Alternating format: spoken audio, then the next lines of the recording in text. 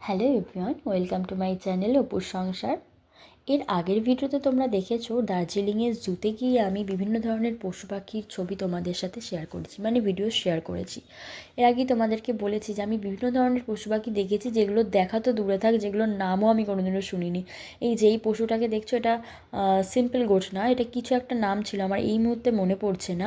মানে এরকম অনেক কিছু আমরা দেখেছি যেটার নামও কোনোদিনও শুনিনি। তো যার জন্য এই জায়গাটা কভার করতে অনেকটা সময় আমাদের লেগে গেছিলো। আর এই দেখো, আরেকটু এগিয়ে গিয়ে দেখতে পেলাম এই বিভিন্ন ধরনের অ্যাক্টিভিটিসগুলো এখানে হচ্ছিল। পার পার্সন, মানে পার অ্যাক্টিভিটির জন্য আলাদা আলাদা করে পেমেন্ট করতে হয়েছে এখানে। আর টোটাল অ্যাক্টিভিটি করলেও ওই 400-500 সামথিং পড়বে, এরকম টোটাল সব কটা অ্যাক্টিভিটি করা যাবে।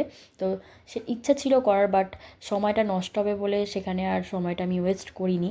তারপর দেখো, এই যেখানে চলে আসলাম, এখানে তেনজিং নোরগের একটা খুব বড় বিশাল স্ট্যাচু ছিল, সেটাও দেখলাম। তারপরে চলে আসলাম এই বাঘ মামাকে দেখতে।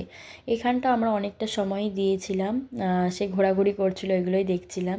চিতাবাঘ ছিল, তারপরে চিতাবাঘে দেখার পরে দেখেছিলাম সাদা বাঘ, যেটা আমাদের চিড়িয়াখানায় তো আমরা দেখেই থাকি, সাদা বাঘ, চিতাবাঘ, রয়্যাল বেঙ্গল টাইগার। বাট এছাড়াও যেগুলো আমরা দেখেছিলাম সেগুলো আমাদের এই কলকাতাতে সহজে দেখতে পাইনি, মানে এই আলিপুরে দেখতে পাইনি।